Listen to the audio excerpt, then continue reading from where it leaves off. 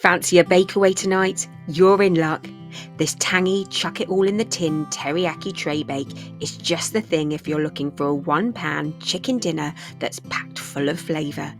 Just a few minutes prep and the rest of the work is done in the oven. Roughly chop 4 spring onions and add 4 level tablespoons of teriyaki sauce, 1 tablespoon of soy sauce and 2 tablespoons of rice wine or cider vinegar.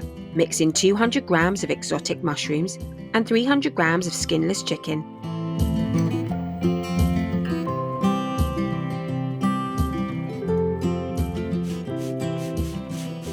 Roast at 220 fan, 200 degrees C or gas mark 7. After 15 minutes, add 2 chopped pak choi, 250 grams of frozen edamame soybeans and 2 level teaspoons of sesame seeds. Return to the oven for 5 minutes until everything is cooked through. Stir through 2 shredded carrots and some fresh mint and serve straight away.